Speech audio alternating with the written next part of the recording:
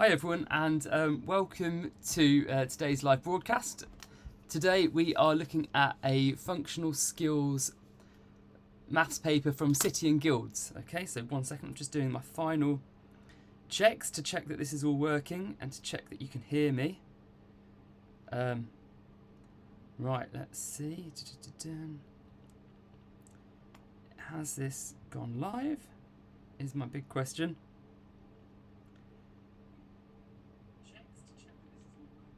Yeah, and I can hear that it is. Okay, perfect, great. So, let's have a begin. Remember, the chat function is open if you want to ask any questions. If you have anything that you'd like me to do again, please let me know, and I can jump in and we can go over some stuff a bit longer. Right, so let's get started. So here we go. So this is section 1 of the paper. So the functional skills papers, they're always split into 2 parts. We have a calculator section and a non-calculator section. The calculator section is always shorter. This one is about 25 minutes, and the non-calculator section even. So let's get started. Here we go, section 1. Here we go. Right, so question 1. What is 2/3 as a percentage? Give your answer rounded to 2 decimal places. Okay, so you might know from the top of your head actually that 2/3 is going to be 0.66666. The way you might know that is because we know that 1/3 is equal to 0.33333, and so therefore 2 of those would be 0.66666. So 0.66666 would equal, to go from a decimal to a percentage, we times that by 100. So this would be 66.666%. Now, if we want to round it to 2 decimal places, that means we only want 2 numbers after the decimal point. So what we're going to be looking at, we're going to be looking at either 66.66 or 66.67. Now, because these 6's go on, I look at this and I examine this situation, and basically this 6 means that this 6 here is closer to being a 7 than it is to being a 6. Okay, so what I'm going to do is I'm going to have to round it up, so we're going to go with this one here. And so my answer for this would be 66.67%. Now, if you don't remember, if you hadn't remembered that 1/3 is 0.33333, the way that you could do this is by remembering that the fraction sign means the top divided by the bottom. Okay, so we have 2 divided by 3, and then we could solve that by using the long division method. And here, so we'd have 3's into 2. So how many 2's go into 3? They don't. Okay, so we've got to stick in some decimal places here. Then we've got 2 left over, so we're looking at how many 3's go into 20. Well, 3's into 20, we've got 3, 6, 9, 12, 15, 18. So they go in 6 times with a remainder of 2. And then what we've got here is we've got the repeated system over and over again. So we've got 6, 6, 6, because each time we're going to have 3 times 6 makes 18. So 18 will fit in with 2 left over. Right, let's have a go at this next question, question 2. So question 2 asks, what is 14% of 200? Right, so we always know that 100% is the full amount. So 100% equals the 200. Okay. Now, if I know that 100% is 200, I can divide this by 10 to get 10%. So 100% divided by 10 gives me 10%. So if I divide the 200 by 10, I get 20. So here we go. So we've got 10% equals 20. Now what I want to do is I want to go down to 1%, and I can get there by dividing by 10 again. Okay, So 1%, if I divide this by 10, is going to equal 2. So I've got 1% equals 2. Oh no, sorry guys, I realise I haven't been sharing my screen. Ah no, disaster. Why isn't that doing it? Map capture.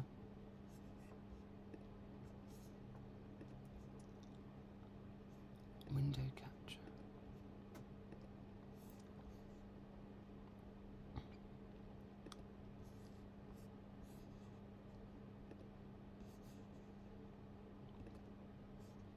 Right, sorry, 1 second. That went wrong there.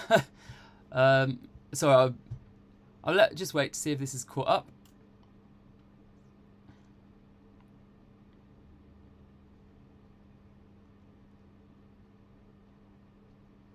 Right, okay, really sorry about that. Yeah, sorry, I will continue on anyway. Yes, I can see why. Right.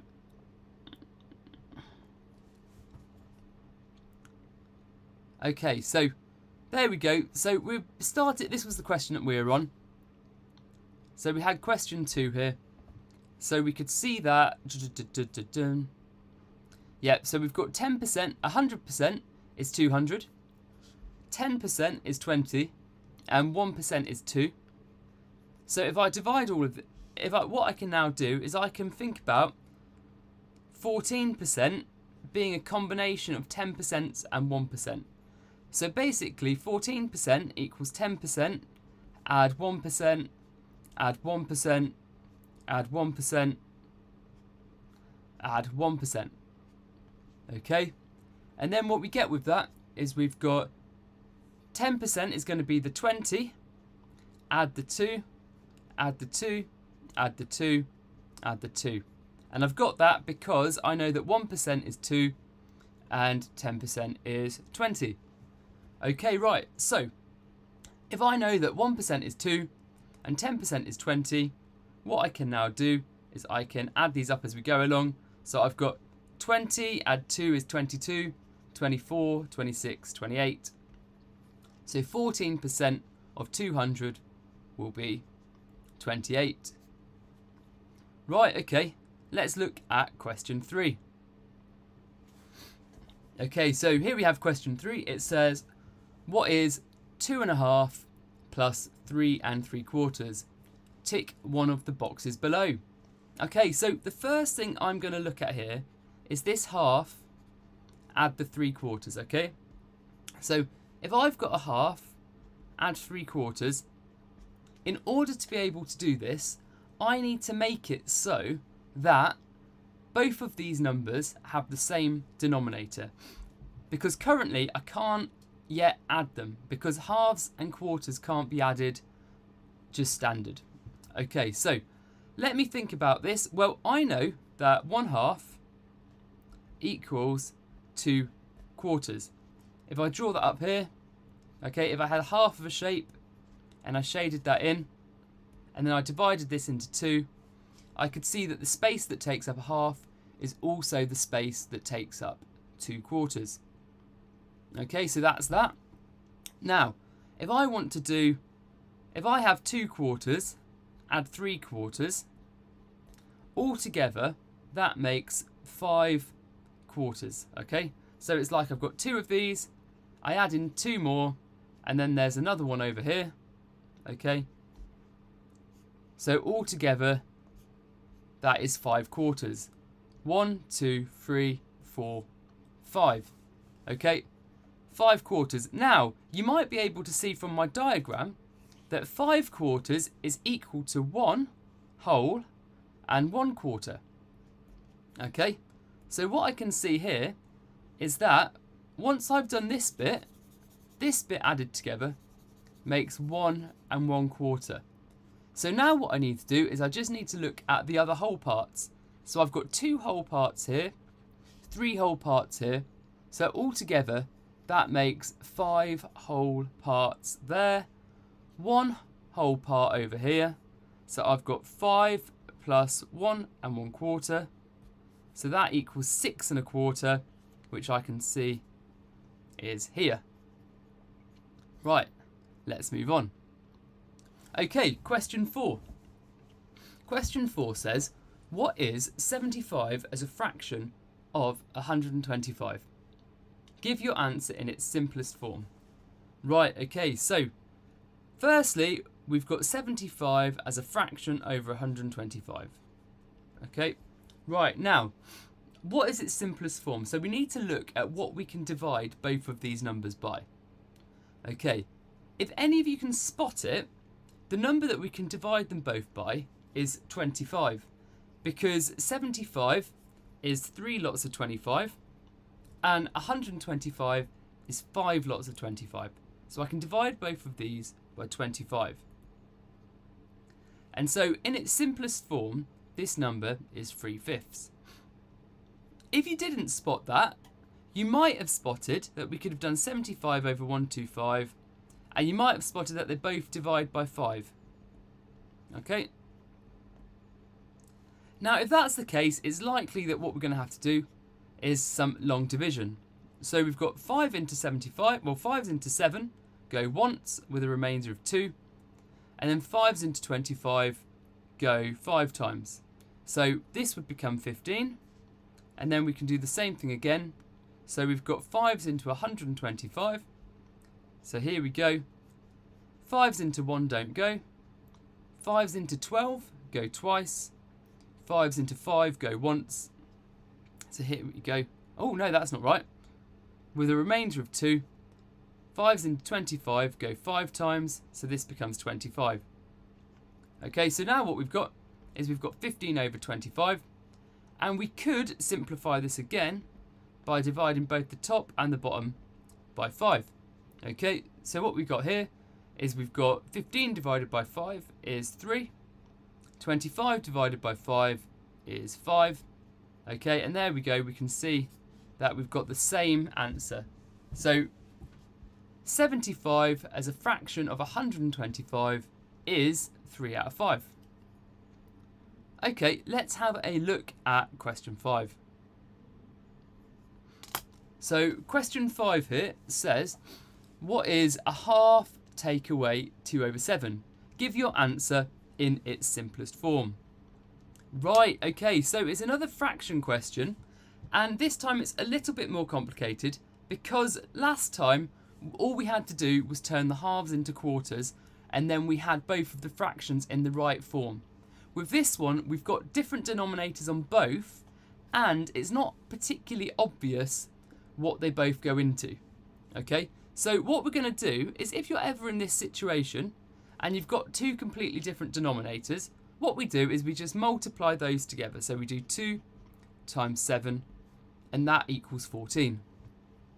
Okay, so if we've got 2 times 7 equals 14, I now know that I want to write a half as something over 14, and I want to write 2/7 as something over 14. Okay, so now what do we have to multiply 2 by to get to 14? Well, we can see it here, we multiplied it by 7, so we've got to multiply the top of this fraction by 7 as well. So 1 times 7 gives me 7, so a half is the same as 7 over 14. Right, now we've got to do the same thing with this bottom one.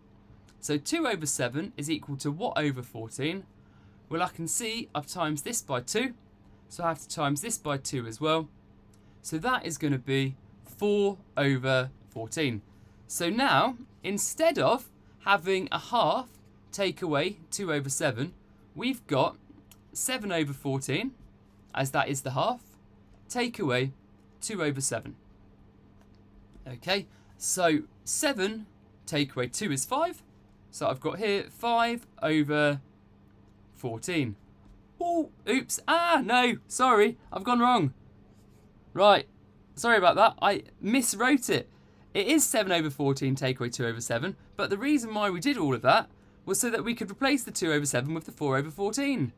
Right, here we go. So now what we've got is we've got 7/14 take away 4/14. So 7 take away 4 is 3, and so therefore we've got 3/14, and I can write that here. Right, okay, right. Sorry about that. Right, let's have a look at question 6. Okay, so question 6 says we've got brackets here, and inside the brackets we've got 8 plus 2 times 6, and we've got all of that squared. Okay, so now you might know the order of these things, but you might have heard of BODMAS before or BIDMAS. And this tells us the order that we do things in. So the first thing that we have to do is the B, so that is the brackets. Okay, so we're going to look at what's going on outside the brackets later, but right now we're going to focus on the brackets. So now we're inside the brackets, we can look at the rest of this stuff that exists inside the brackets. So indices, there's no indices inside the bracket. Division, there's no division inside the bracket. M is for multiplication, there is multiplication inside the bracket. So let's do the multiplication. And this is going to become 8 plus 12 all squared. Right, now we've done that. So we're still inside the bracket though. The bracket still takes precedent. But the only thing that's left to do is to add these two things together. So we can do the 8 add the 12. Okay, so 8 add 12 is 20. So this becomes 20 squared. Squared means when you multiply something by itself. So basically we're looking at 20 times 20. Okay, when we're multiplying together numbers that end in zeros, what we can do is we can just multiply the number part and add the zeros on later. So 2 times 2 is 4, and then we can add on the 2 zeros here. So 20 times 20 will be 400. So there we go. We have got 400 there. Okay, great. Right, let's scroll down and have a look at question 7. So, question 7 says, what is the value of 3AB when A is 5 and B is 6? Okay, right, so if we see a formula or any algebra, what we have to remember is that when we see these numbers next to each other, or letters next to each other, they are all being multiplied together. So 3AB means 3 times A times B. Okay, and now what we have to do, we simply, wherever there's an A, we replace that with 5, and wherever there's a B, we replace that by 6. So this now becomes 3 times 5 times 6. Now, the order that we do this is completely up to us because it's all multiplication. But what I'm going to do is I'm going to multiply the large numbers together first, and then I'm going to multiply them by the 3 at the end. Okay? So, just because multiplying by a smaller number is generally easier, so if I get the large ones out the way first, then that's probably the easier way around to do it. So 5 times 6 is 30. So this becomes 3 times 30. Okay, remember when we're ever multiplying numbers together where one of them ends in a 0, we can just multiply the number parts together first and then add on the zeros. So 3 times 30 is 3 times 3, which is 9, and then we can add on the 0. So 3 times 30 is 90, so I can write that here. Okay, let's have a look at the next bit. So here we go. We've got question 8 here. So question 8 says, calculate the size of angle A. Okay, so in order to do this, what we need to do is we need to be able to remember what the total angles inside a triangle add up to. And so for that, we need to know that angles in a triangle equal 180 degrees. Okay, so there we go. Angles in a triangle equal 180 degrees. So that means that 30 plus 80 plus A equals 180 degrees, or A equals 180 minus 80 minus 30. Okay, so 180 minus 80 is 100, So A equals 100 minus 30. And then we've got 100 minus 30 is 70. So I can put 70 degrees here. Great. Now let's have a look at question 9. So here we go. We've got 900 plus 1,500 divided by 300. Okay, so let's remember BIDMAS. So let's go. No brackets, no indices. We do have a divide, so we'll do the divide first. So we've got, I'm going to write this divide like this because it makes it easier. 1,500 divided by 300. So when we're doing a division like this, what we can do is we can actually do some cancelling out. If you've got a number which has a 0 on the top of your fraction and a number with a 0 on the bottom, we know that we can divide both of these by 10. So 1,500 divided by 300 equals, well, it's going to equal 15 divided by 3 because I can divide both these